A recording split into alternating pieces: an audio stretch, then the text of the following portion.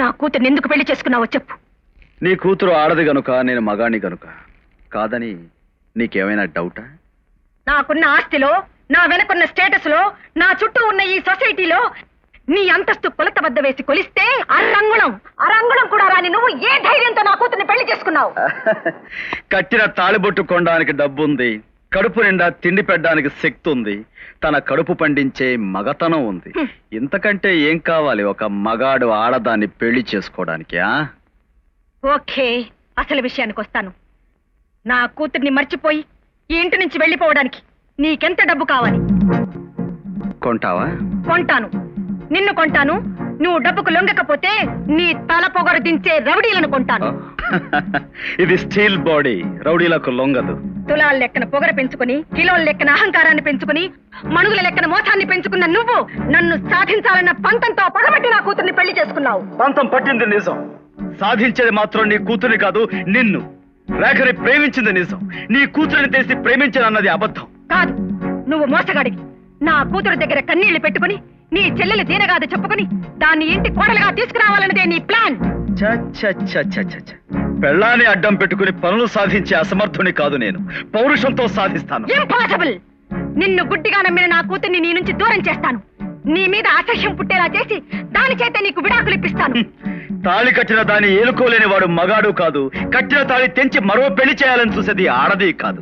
అయినా నన్ను నా పెళ్ళాన్ని దూరం చేయటం ఎవరి తరం కాదు. తినటానికి గుప్పెడు మెతుకులు లేని కటిక పేదవాడివి, పెళ్ళానికి మూరెడు పువ్వులు కొనిపెట్టలేని అతి బీదవాడివి. నువ్వెన్నాళ్ళు నా కూతురుతో కాపురం చేస్తావు.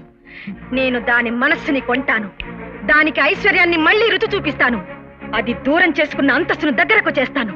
దాన్ని కార్లలో షికార్లు తిప్పి నీ మీద ద్వేషాన్ని కలుగజేసి దాని చేతే నిన్ను మెడబెట్టి బయటికి గెంటించి నిన్ను ఒంటరి వాణ్ణి చేయకపోతే నా పేరు కనకు. డబ్బు కంటే మనసు గొప్పది, అహంకారం కంటే ఆత్మీయత గొప్పది, ఐశ్వర్యం కంటే మమతానురాగాలు గొప్పవని నీ కూతురు అర్థం చేసుకునేలా చేస్తాను. నిన్ను ఒంటరి దాన్ని చేసి ఒక్కొక్క మెట్టు చొప్పున నువ్వు నీ అంతస్తు నుంచి కింద దిగొచ్చేలా చేస్తాను. నా కట్టెతో పాటే నా అంతస్తు కూలిపోతుంది, నా శవంతో పాటే నా ఐశ్వర్యం మాయమైపోతుంది.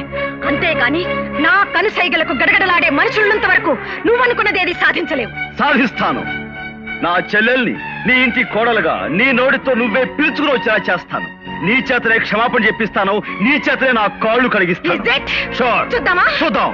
బట్ వన్ థింగ్, నీకు నాకు మధ్య జరిగే ఈ పోరాటంలో మన ఇద్దరి మధ్య రగిలిన పంతాన్ని గురించి నీకు నువ్వుగా నా కూతురికి చెప్పకూడదు. No, certainly not. I'm a gentlemen. నా నోటితో నేను చెప్పను. ఒకవేళ కన్నీటితో నువ్వు చెప్పుకొస్తే చెప్పుకో, నాకేం అభ్యంతరం లేదు. నేనా? నెవర్. గుడ్. చూడు రేఖ, ఖర్చులుకుంటుంది, ఈ 25,000 ఉంచు. అలాగేనమ్మా. ఆహా, అత్తయ్య గారిది నిజంగా ఎంత గొప్ప మనసో రేఖ.